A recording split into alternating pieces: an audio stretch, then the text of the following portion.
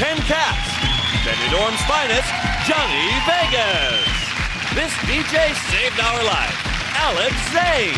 And their team captain, Sean Locke. And facing them tonight, Queen of the House, Ulrika Johnson. Baby-faced assassin, Jack Whitehall. And their team captain, Jason Manford. Now, welcome your host, Jimmy Carr. Hello and welcome to 8 out of 10 Cats, a show about opinion polls, surveys and statistics. Did you know, for example, finding Mr. Right takes the average woman 11 years, 39 dates and costs more than £3,000. And then you go and ruin it all by checking his internet history. An ant can lift things 10 times its own body weight. And if Deck is attacked, he can roll into a ball like a hedgehog.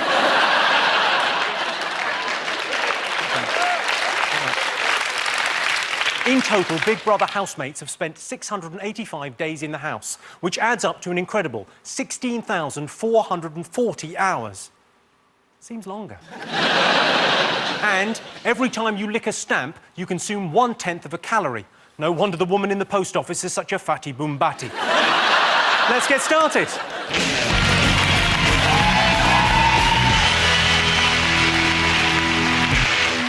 What are you talking about? That's the name of our first round. We've teamed up with a leading polling organisation and they've asked the British nation what stories they've been discussing this week. It's our panellists' job to guess the British public's top 5 most popular talking points. Jason, your team to go first. Ulrika and Jack. And Jason, what have the nation been talking about? Have you been watching a bit of the Britain's Got Talent? See you, babe. Do you think diversity should have won, or Susan Boyle? I voted for diversity. You voted? Yeah. Oh. Oh. Do you know what? I blame... How diverse were they, though? They all did exactly the same dance at exactly the same time. Literally, they couldn't have been any less diverse. Yeah. Boring. In an earlier round, there was a man did an act with a dog. That's diversity. 2 different species at work there. The thing is, when she came out, I think it's the fact people were surprised that she could sing. I think when she came out, people were expecting her to break into the Hacker or something like that. Or burn down a local library. She didn't look like she was going to have a great singing voice. But she's turned out to have an amazing singing voice. I can't believe she didn't win, because she does look as if she could eat 7 Ferrero Rocher in a minute. Was that one of the acts? Yeah, it was a guy that came on and went, I'm going to try and break the world record for eating Ferrero Rocher in a minute, and that was his act. Yeah. And he ate 4, and they went, well, you must have tried in rehearsal to eat more than that. And he went, no, that's as many as I've ever done. Was he in the final? No. She's turned up at some singing do. Yes. Thrown some water, tried to snog a cock, shouted loads of abuse, and only now does it come to light that she's Scottish. Have these people ever been on National Express? There's fucking loads of them. Moon River! The big mistake she made was that she's singing a song from a musical. I think she should have come out in the final and sung a Bjork song. And come out and gone, ever so quietly, I creeped quietly.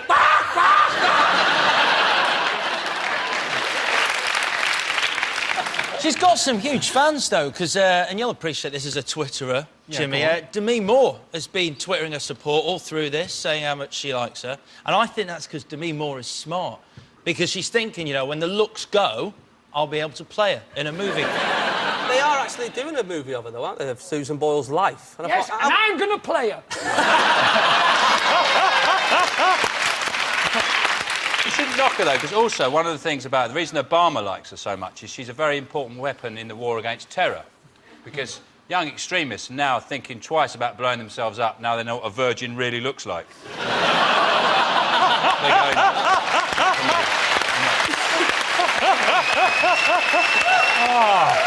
Let's see if Britain's Got Talent is one of the most talked about things this week. Oh, there she is. Of course it is, the most talked about thing. Well done. Yes, this is the story that Susan Boyle came second in Britain's Got Talent, or, as the Daily Mail reported it, a 48-year-old woman has been beaten by 11 youths from East London. There were 19 million witnesses and no one's come forward. Broken Britain.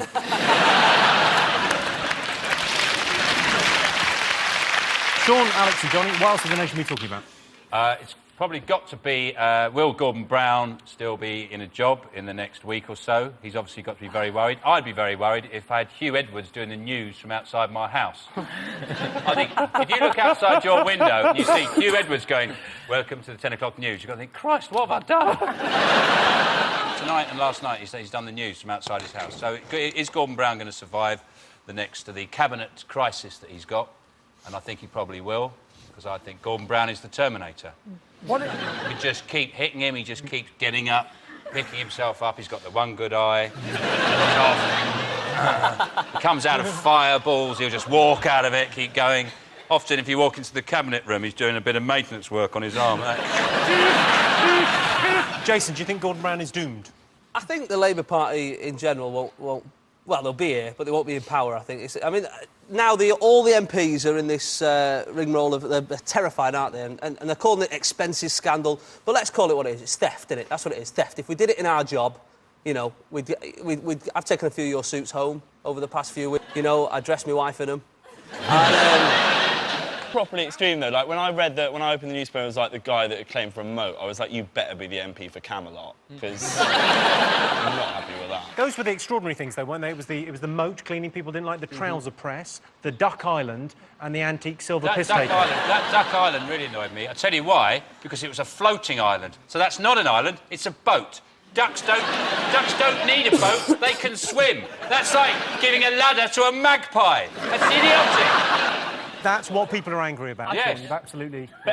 finger on the pulse there. well, the best one is that because everyone has gone mad about all of the moat and the duck and all that sort of stuff, and everyone's like, it's terrible, I can't believe it. And then we heard that John Prescott, he claimed for 2 toilet seats in 1 year for the same toilet, and everyone sort of went, well, fair enough, he's a big lad, you know, he's a big lad, fair enough. Let's do the sensible approach. Pay them a wage and then do away with expenses. I think it must be really bad if Johnny has absolutely nailed what we should do. And, of course, Jackie Smith has gone as well. Jackie Smith's gone. Loads of the cabinet are leaving him, deserting him. Will he survive? The biggest story on the Jackie Smith side of things is not that her husband claimed for porn, but that a grown man can't find free porn. Yeah. That's what... Well, it should be the first to go down in history as looking exactly like a fat Rodney from Only Fools and Horses. Well, look.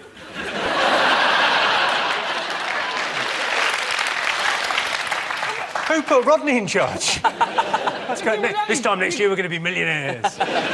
Gordon's looking very beleaguered. There's a brilliant picture of him this week. Have you got a picture? Oh, yeah, I've got the picture of him being held on the chin. And it's very interesting because he's the Prime Minister. Someone's just reached out and... I mean, if that was Obama, they'd be mincemeat by now. Barack Obama, you know Barack Obama wears a badge with very small writing on it. It says, if you can read this, you're already dead. Oh, you should put his hand entirely in the Prime Minister's mouth. That would have been great.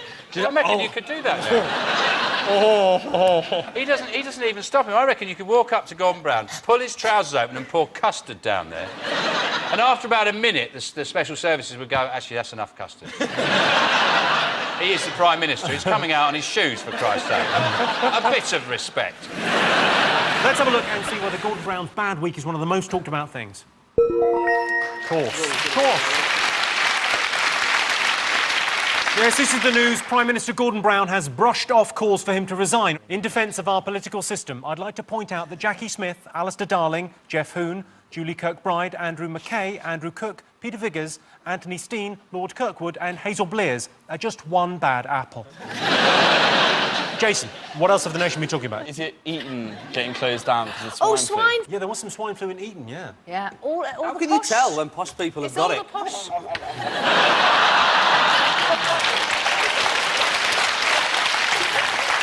When swine flu broke out, the best place to be in the country was on the London Underground, because if anyone coughed, the entire carriage just swung around and it was like, oh, God, we're going to die.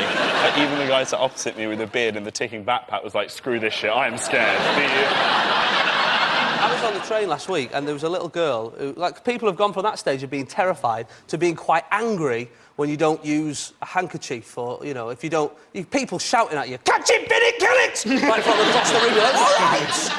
It was a burp! Let's have a look and see if Eton's swine flu outbreak is up there.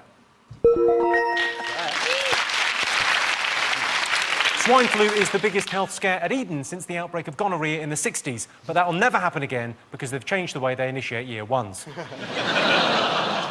Sean, Johnny and Alex, what else have the nation been talking about this week? Is it Barack Obama's historic trip to the Middle East? He's going to get involved in the peace process. He's trying to move that along. He's trying to change relations between the US and the Islamic world, yeah. Yes, he's very much so. He's onto a much better footing from now anyway, because he's not going to be, unlike George Bush, he's probably not going to call them Arabs. I think that'll help. I don't think they like that.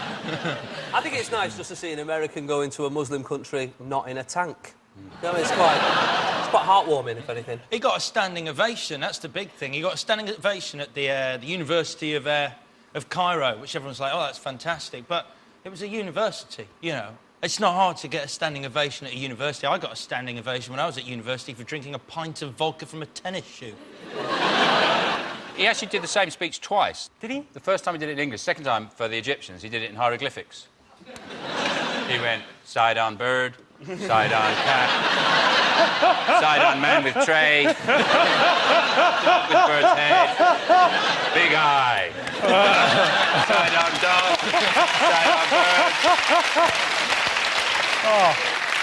That's what I hated about the Obama thing as well. It's like they said they weren't going to vote him in because his name Obama rhymed with a summer. It's like, there's a really charismatic man, like an amazing guy that voted as my leader. I'd vote him in as the leader of my country, even if his name was Barry Wiedephile. It's like... Yeah, but what if he was called Shitler? Yeah. I was in Tesco with my brother, and we were buying some ice cream as it's been hot, and there was some Ben & Jerry's, and he said to me, oh, you know, there's a new range in America. Osama's got one out. And I said, I think you mean Obama. And there's one called Yes Pecan, which is, you know, a flavour one for him. And it was one of those things, I don't know if you're competitive with your brothers, and he went, oh, God, imagine if Osama had one. And then we both went silent for half an hour. And then just at the checkout, my brother went, Talibanana.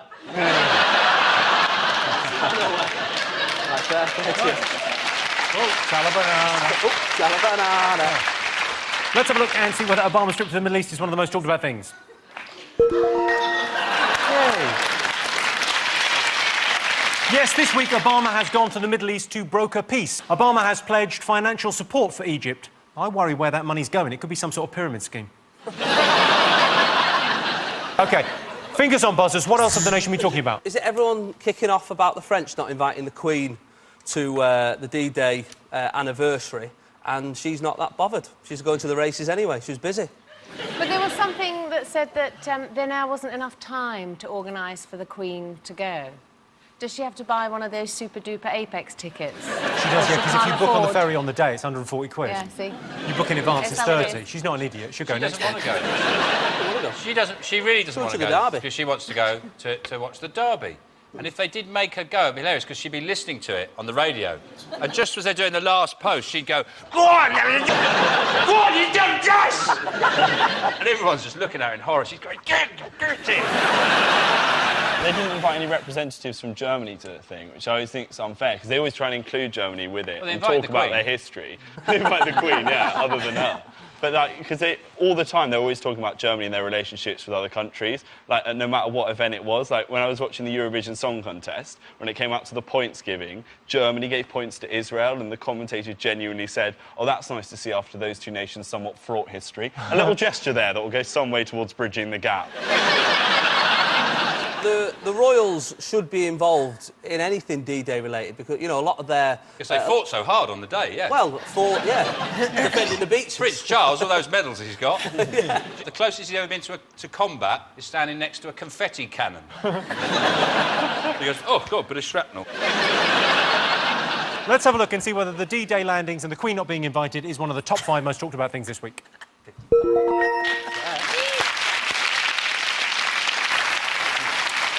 Yes, it's the D-Day anniversary this weekend. The French will be marking D-Day in the traditional manner, by retreating, surrendering, collaborating, sleeping with a Nazi and saying things only once.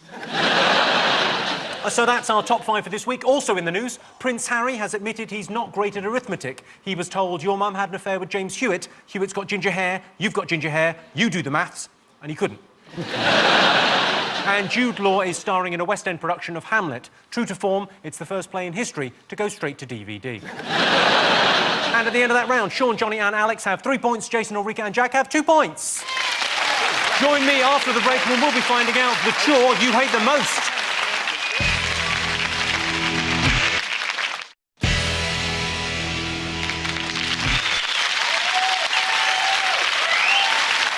Welcome back to 8 out of 10 Cats. Our next round is called Pick of the Polls. Sean, Johnny and Alex, your turn to pick first. What do you like the look of there? The girls. Scared girls. Don't know why. Appeals to me. OK, you've chosen the scared-looking people. Here is a clip to illustrate the question. Have a look at this.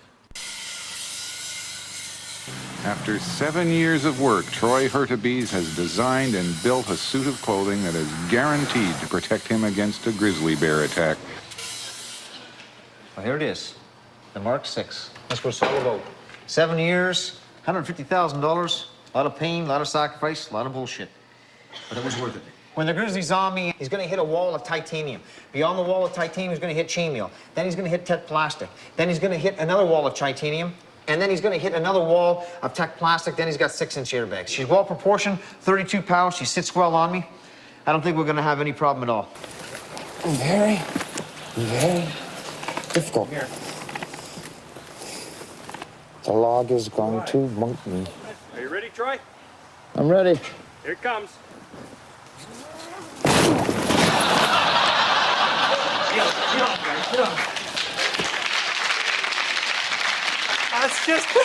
It's just brilliant, right? I've made a suit. It protects you against bear attacks. How are we going to test it? We can throw a log at you. OK, here's your related question. 33% of people would rather die than face their worst fear. Is that true or false? It depends what your worst fear is. My worst fear is I guess, it's thinking you know someone and then waving at them and then realising it's not actually the person you thought it was. So I'd rather do that than die. Some phobias are worse than other phobias, like homophobia. I'm not homophobic. I'm homophobic in the same sense that I'm arachnophobic. I'm not scared of spiders, I'm not scared of gays, though I would probably scream if I saw one in my bath.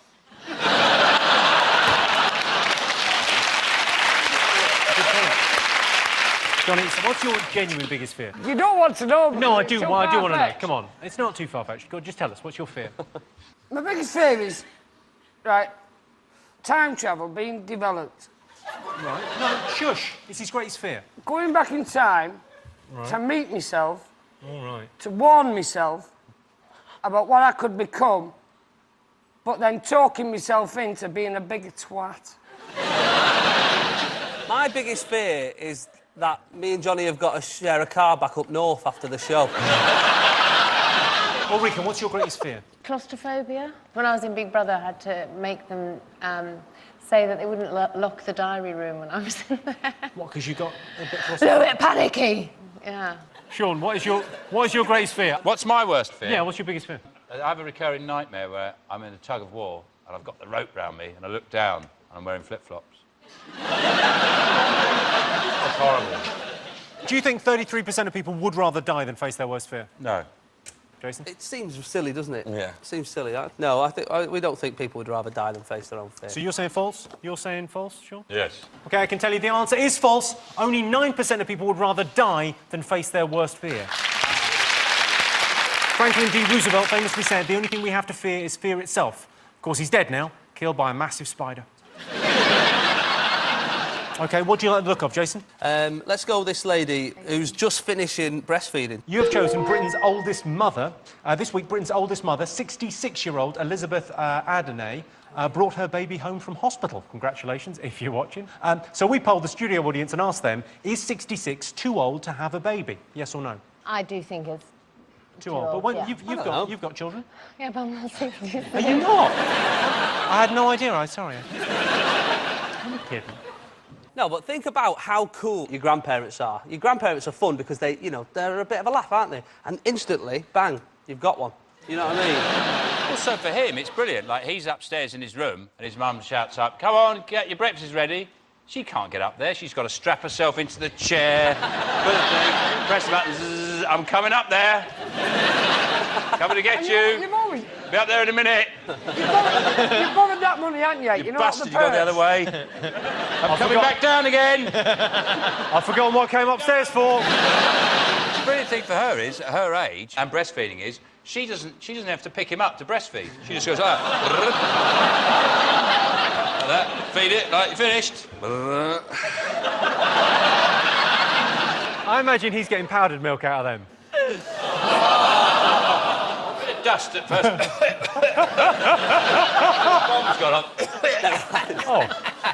And then it's like sort of potato water. You know when you peel potatoes? There's a bit of nourishment in there. Something. My wife's pregnant at the moment. We're expecting twins in August, right? And we're, excited, right? And the other great news, I don't know if people know this, but Jason's wife is 67. So it's going to be a new Into the record. record books. But one of the things she's scared of is the pain aspect of childbirth, right? But I don't think it looks that painful. And if you think about it, you know, sometimes... I mean, you're a case in point. You had one baby, painful, I understand, but after a little while, you thought, might have another one. Now, a kick in the balls, right, that's painful. And I've never met a bloke who's gone, do you know what, lads, I could do another kick in the balls. So... essentially, that is the worst pain you can go through. So we polled the studio audience and asked them, is 66 too old to have a baby, yes or no? Jason, you're going for? I think the audience probably said yes. OK, and Sean? I think they probably said no. You think they said no? I think they're a very tolerant bunch, to me. OK, I can tell you the answer is... 91% of our studio audience said yes, 66 is too old to have a baby. What they think. So at the end of that round, it's 4 points for Sean's team and 4 points for Jason's team, neck and neck, as we enter the final round. And the winner is the name of our final round. Here is your first one. Most hated chore.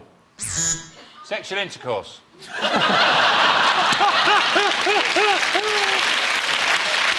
Is it getting rid of soiled bedding when it's not your house? Oh, hang on a second. I'll just be with you 1 second. OK, most hated chore. Is it, Emptying the bins? Is it cleaning the oven? I think Vegas has got that absolutely right. That's the right answer. The most hated chore is cleaning the oven. OK, most widely believed conspiracy theory. What do you think? Johnny? Britain's Got Talent.